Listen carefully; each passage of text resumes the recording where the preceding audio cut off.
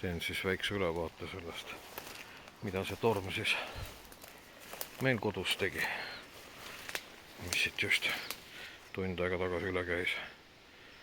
Üks vägev tamm on maas.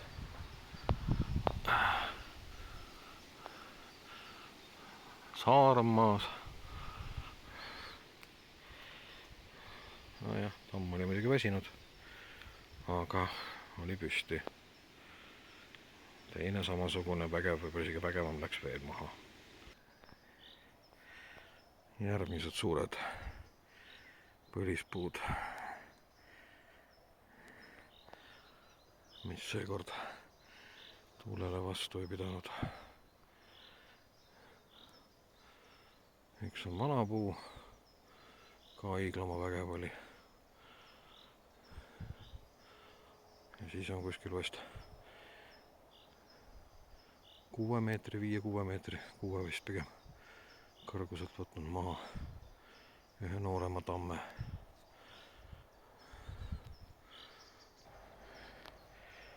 Veel üks tamm on.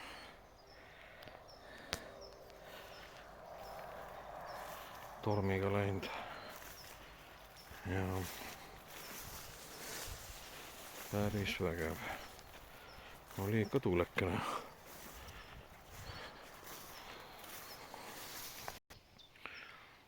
See oli küll kuivanud kuusk. Selle peab esimesena ära lõikama. Hea küte. Aga siin kõrval nii-öelda kodu suur vana kuusehekk. Siin on kaks tippu maas. Pluss on mingi vaher saanud siin kõvasti pihta. Korralikult.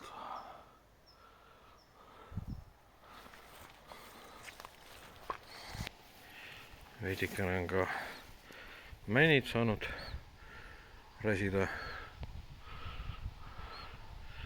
meie koduhekis.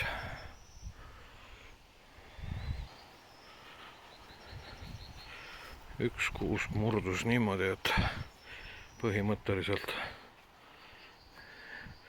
lats puudutas poiste magamistoa akent.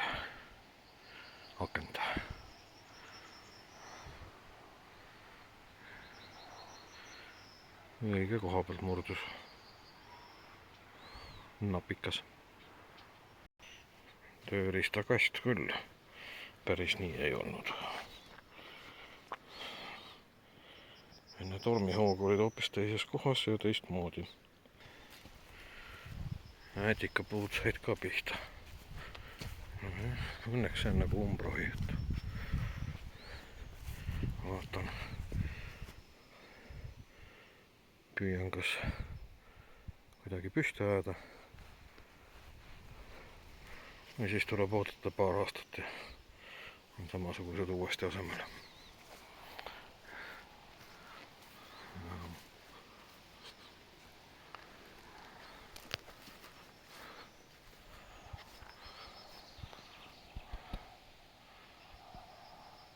See kuus küll ennem nii viltu ei olnud. Suur pärn nüüd toetab teda.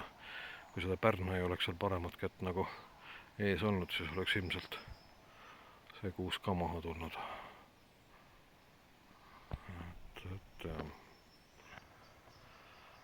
Veel paar kuuske heki sees poole pealt murdunud. Tundub, et küttepuudust see talpuudust ei tule. Ainuke jama on see, et neid on siit niimoodi maru kehv kätte saada. See poiste mänguauto enne tormi küll siin ei olnud. See oli vot seal. Seal on poiste liivakuhi, kus nad mängivad. Et see jõudis tuulega siia. Pakun välja siuke 30 meetrit. See on see meie kodune laagripaik, kus tegelikult praegu suvel kogu meie elu käib. Ja kõmdi.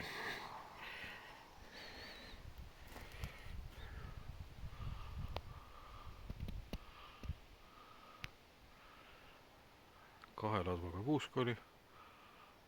Nüüd on ühe ladvaga.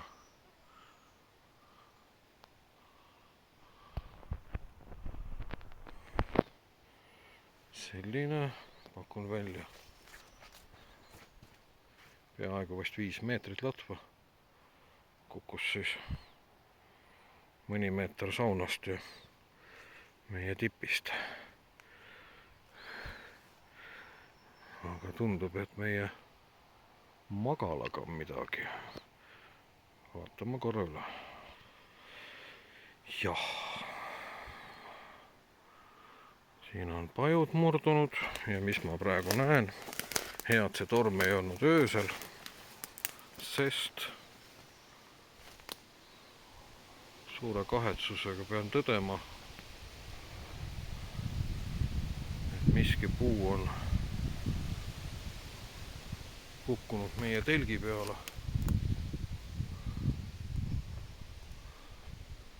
ja on selle täiesti ära lõhkunud. See on telk, milles me tegelikult ööbime.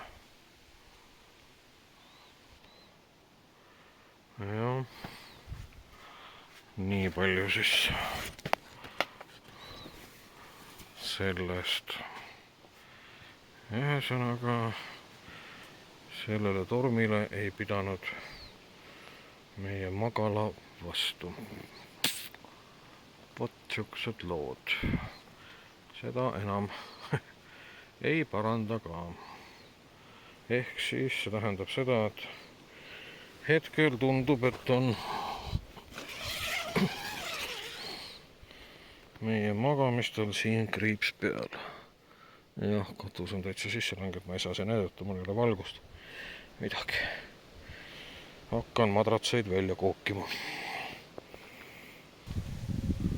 Kurb, aga peame mõneks ajaks tagasi naastma tubase elu peale.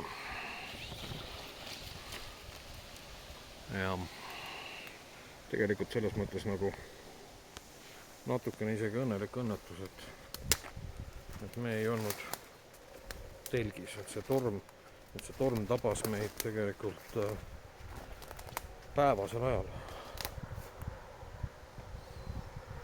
No siuksel, pigem õhtusel. See tuli kusagil 7 midagi umbes. Kurb.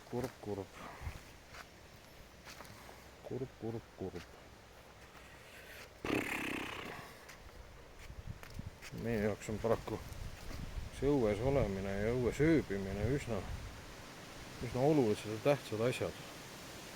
Et see ei ole mitte lihtsalt siukene, meil on siuke elustiil ja nii edasi. Meie jaoks on see nagu kuidagi siukene nagu loomulik keskkond, nii nagu kala peab olema vees, siis meie tunneme samad moodi, et meie peame saama õues olla.